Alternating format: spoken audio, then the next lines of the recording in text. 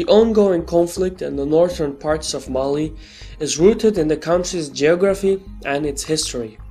The Niger River forms the backbone of the country, and it essentially splits the country in two.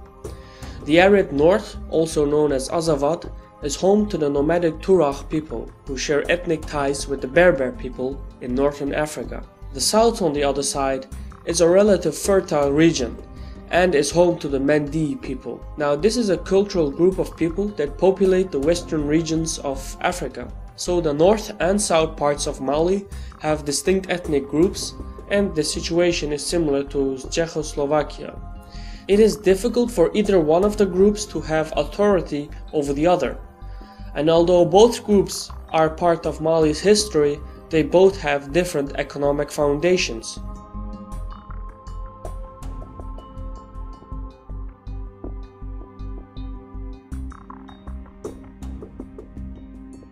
In the 13th century, the legendary trading city of Timbuktu united and formed the Malian Empire.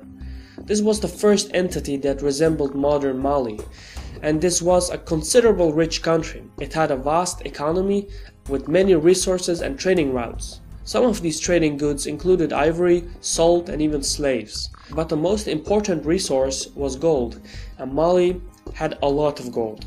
It is estimated that during this era, Mali produced about half of the gold in the world, so you can imagine just how rich this region was. But all these resources came from the southern parts of the country, and they were transported along the Niger River to the cities of Timbuktu and Gao. And from there, the Tuareg people transported these goods through the trans-Saharan trading routes to northern African cities like Tripoli, Tunis, and Algiers. And from those ports, the goods were traded throughout the world. Timbuktu and Gao formed the core of the Western African economy, and this evidently was the golden age of the Malian Empire. But this golden age came to a halt when the Europeans established new sea trading routes. It was simply cheaper to export Malian goods by sea than by land. As a result of this, the trans-Saharan routes were abandoned, and the northern parts of Mali completely lost their economic foundations and went into a deep decline, and they never really recovered. The populations of the once legendary cities of Timbuktu and Gao dramatically shrank. Today, they stand at 55,000 and 85,000 respectively. In the 19th century, the French colonized Mali and were mostly interested in the southern parts of the country and its gold mines. France wasn't really interested in the north, and they did not want to station forces there, because it was a waste of resources. But on the other hand, France could not just let it be a no man's land, and so they armed the local clans to fight each other. So a government was never really established. Under France's colonial rule, the name and the borders of Azawad changed several times. First the region became part of Mali, then it became part of Upper Senegal and Middle Niger, then it became part of Senegambia and Niger, then it was switched back to Upper Senegal and Niger.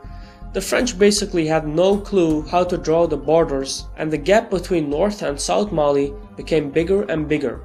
Eventually in 1920, the French decided that Azawad was best to be part of Mali, as it had historically.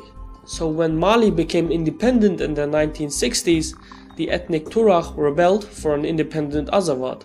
They rebelled again in the 1990s and once more in 2007. All three attempts were unsuccessful, but this didn't hold them back from rebelling again in 2012. Only this time, the Tuaregs were much better armed. Most of the weapons came from Gaddafi's Libya. Many Tuaregs fought on Gaddafi's side, but when Libya fell, the Tuaregs withdrew to their own lands and took all the weapons with them. So they just waited for the right time to strike. The Tuareg fighters really took the initiative when Mali's government was overthrown by its own military forces.